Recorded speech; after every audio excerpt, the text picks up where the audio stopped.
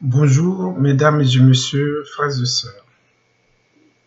Comme déjà on a l'habitude, j'interviens sur le problème des couples blacks, le néo-esclavage et les événements qui sont liés à ces thèmes. Aujourd'hui, je vais parler du néo-esclavage, des problèmes des couples blacks et les professionnels libéraux. Pourquoi je vais parler des professionnels libéraux sur le sujet du néo-esclavage et des couples blacks en Occident? C'est parce que nous avons constaté qu'il y a certaines structures ou certains professionnels où la manière de fonctionner les activités favorise ce système, favorise la complication des vies des couples d'une manière générale pour tout le monde, mais d'une manière particulière pour les blacks. C'est une réalité qu'on ne peut plus ignorer. Et il faut qu'on essaye de discuter sur ces sujets afin de trouver un compromis, la solution qui convient le mieux pour tout le monde. Comme vous le savez, vous et moi, quand il y a un problème dans le couple et qu'il y a des enfants ou qu'il y a un enfant, l'intérêt supérieur, c'est l'intérêt de l'enfant. On n'a pas besoin d'être un expert en droit pour le savoir.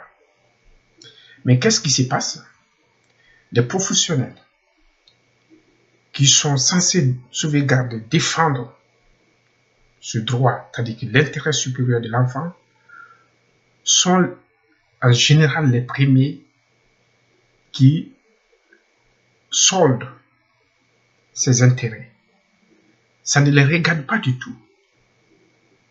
Ce qui les regarde, c'est autre chose. En général, c'est l'argent. Par exemple,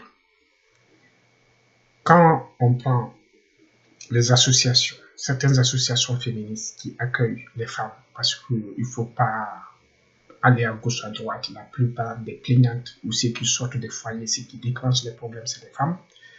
Et cela, ce n'est pas parce qu'elles sont faibles. Il y a des cas où c'est la femme même qui est violente, qui exerce la violence envers son mari. Personnellement, j'ai fait l'expérience et je connais beaucoup d'autres cas encore, où c'est elle, et il y a des études qui ont été faites qui ont mis la lumière sur ces faits. Il y a beaucoup de cas, c'est la femme qui est l'origine de la violence, qui exerce même le truc. Je ne suis pas contre les femmes, c'est une réalité qu'il faut prendre en compte parce que les jugements vont dans le sens de discrimination des pères. Jusqu'à solder l'intérêt supérieur des enfants. Je vais vous dire comment ça se solde. Mais pourquoi je reviens sur le professionnel.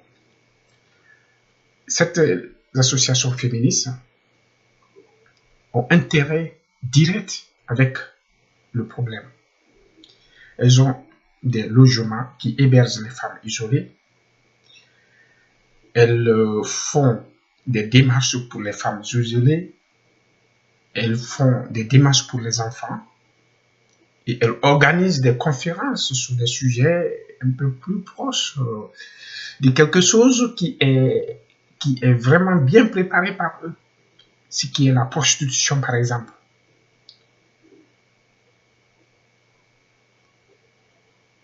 Ou ont des intérêts des fois avec des entreprises de ménage ou autres, qui est la destination principale des femmes blacks. Parce qu'il faut le reconnaître, beaucoup n'ont pas les qualifications qu'il faut quand elles viennent d'arriver pour exercer certaines activités en Occident. Il faut des préparations, tout ça, mais souvent elles n'ont pas le temps. Et quand on quitte là-bas, après, la connexion se fait avec les avocats. Et les avocats, génèrent des convocations tout le temps. Si c'est une fois, et puis après que le problème est résolu, on comprend. Mais eux, ils envoient tout le temps. Ils déclenchent la procédure souvent dans la voie litigieux.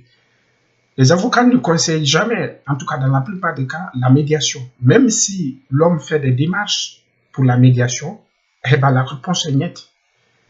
Personnellement, quand ma femme était partie, j'ai contacté une association de médiation des professionnels qui ont validé, qui ont des 500 heures de formation et qui sont reconnus.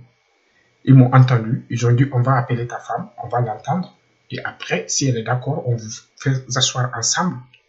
Après, soit vous trouvez une solution ou on met en place les bases de la séparation. Après, vous partez tout bonnement vers soit la justice ou vers un notaire et puis c'est fini.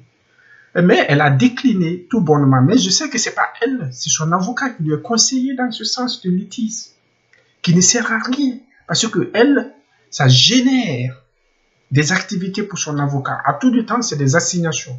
Des assignations pour certains cas de mensonges d'attouchement sur l'enfant, si c'est un homme ou une fille.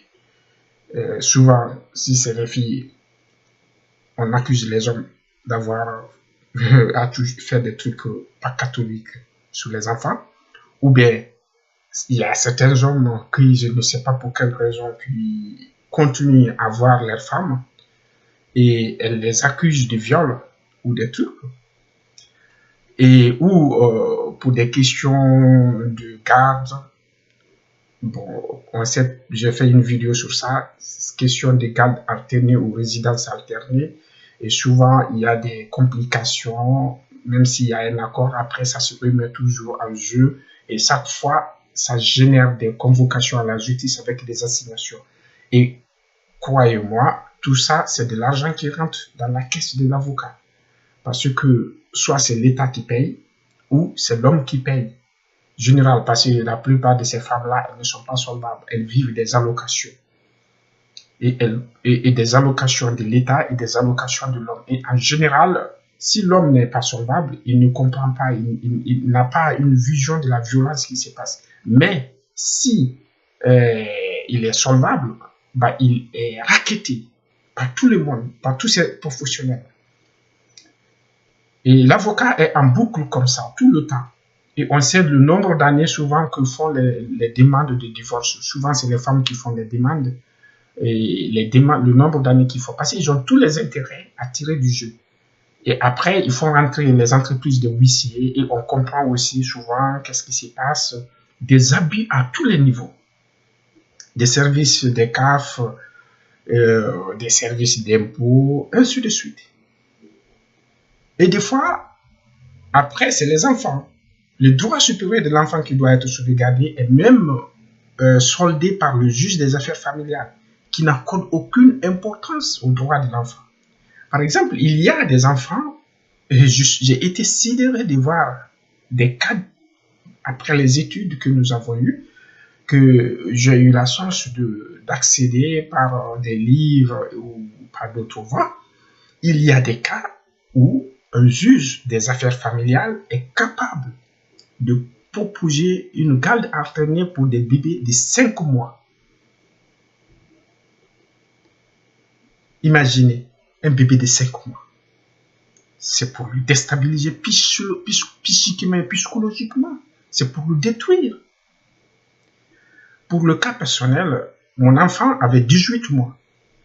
Quand la juge avait parlé des gardes alternés, je dis, mais madame, vous avez vu, on n'a pas les mêmes objectifs. Moi, j'étais dans la démarche avec une structure de médiation. Je vis un pédopsychiatre. J'étais en train de discuter avec la crèche de mon enfant comment faire pour que le petit trouve son équilibre psychique et psychologique pour qu'il ne soit pas perturbé par ce que nous sommes en train de vivre. Parce que ces événements ne dépendent pas de moi, ne dépendent pas de lui. Mais sa maman même qui est annoncée gestionnaire du problème ne gère rien. Elle est prise en charge par des professionnels qui ont tous les intérêts pour que le problème dure. et pour que l'enfant soit déstabilisé. Parce qu'après, ils vont envoyer l'enfant dans des familles d'accueil. Et on sait aussi l'histoire qui se passe avec les familles d'accueil. Parce qu'il y a des cas où des gens sont payés 1700 € par mois. Donc, je pense que nous devons essayer de réfléchir et se poser les questions des pourquoi des choses. C'est bien de travailler, mais il ne faut pas détruire la vie des autres. Nous avons tous une courte durée de vie. Voilà. Et souvent, les papas qui sont pris en charge, c'est des gens qui ont fait du sérieux tout le temps. Et malheureusement, pour des raisons,